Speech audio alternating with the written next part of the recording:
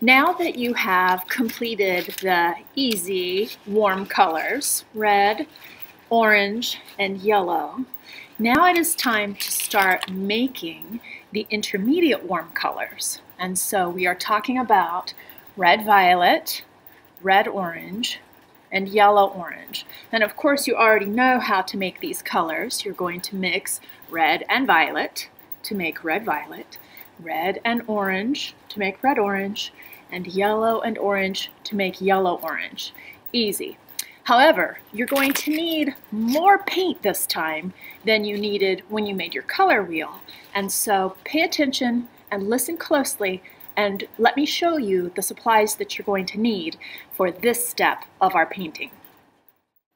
Of course, you will need to locate your collection of twists and a cardboard paint mat from below the supply table. Next, you will need to collect a paintbrush and 2 warm colors that you will be using to combine together to make your first warm intermediate color. You will be doing this in a little white mixing tray that you will find on the supply table, the type that has 6 little spaces for mixing. And you will need 2 spoons, one for each of the warm colors, to use to scoop them out onto the mixing tray. Now, before we get started, let's talk about cleanup, because you might have to clean up before you're actually finished with this step. So remember, when you're cleaning up, you take your dirty tray, your mixing tray, and you are going to bring it to this sink, and you're going to place it into that tub of water. This is not watering playtime. You'd put the tray in the water and you walk away, period. And also remember that when your hands get messy, and you need to clean them up so that your other artwork doesn't get messy, you come to these rags, wipe your hands each time you need to, and go back to your seat and get back to work. Once you have gathered all of the things that you are needing to use, put your painted bundle of twists off to the side because you don't want those to get messy from the paint you're going to be using today. But keep track of them, don't let them get lost. I have my 3 twists that I'm going to paint now, and I have decided to start with red-violet. You may start with whichever of the intermediate warm colors you wish. This was just my decision. And I have brought with me 2 spoons, my mixing tray, my brush, and to begin with, I want to have purple in one and red in the other one. And so I'm going to take one nice big scoop and put it in one of those circles, and another nice big scoop of my other color and put it in the other circle. And then I'm going to mix this together. Now listen, the darker colors are more powerful than the lighter colors. Purple is going to be a lot more powerful than red because it's so dark. And so I want to take a little bit of my purple and mix it into my red, because that will change my color faster. If I take red and put it into my purple, then I'm going to need more red and more red and more red and more red and more red, because it's going to take a lot more paint, because it's not as dark, to change the color. Does that make sense? So if you have a darker color and a lighter color, take your darker color into the lighter color and you will have less work. I'm not taking it all, I'm just taking a good paintbrush full.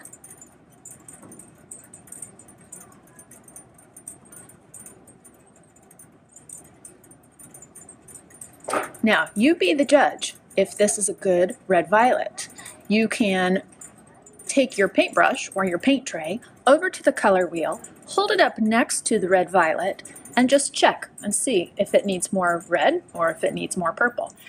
I really wasn't sure about this red-violet that I made, so I brought it over here to the color wheel to check.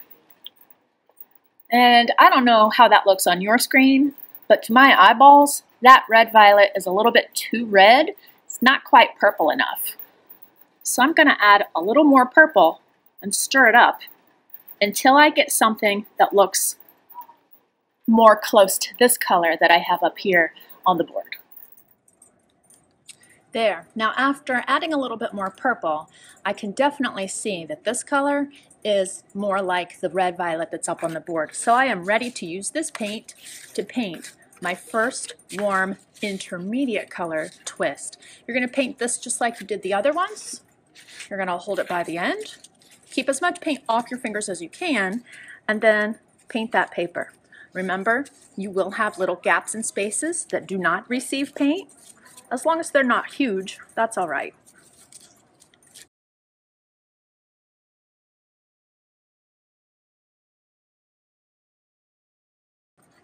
Now you may come to a point where you feel like you need to make a little more paint. I'm kind of out and I have a whole nother half of my twist to go. So I'm just going to make a little more. I still have purple, so I'm just going to add a little bit more red. When you've got a good match, continue.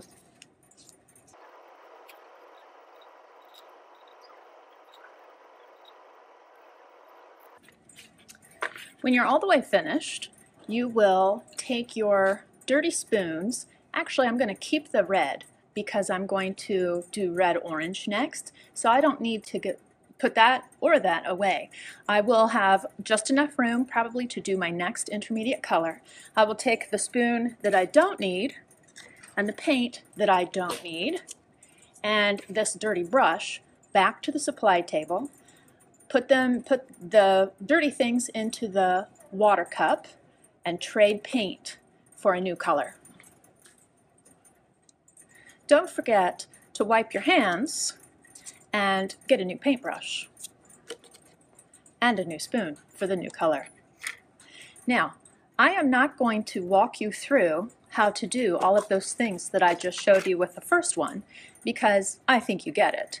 I am going to put this one aside, get my next one, and then you are going to make your new intermediate color using the empty spaces on your tray, and you are going to paint it, and then when you're finished you will put away the supplies you need, get out the new supplies you need, and paint your third one.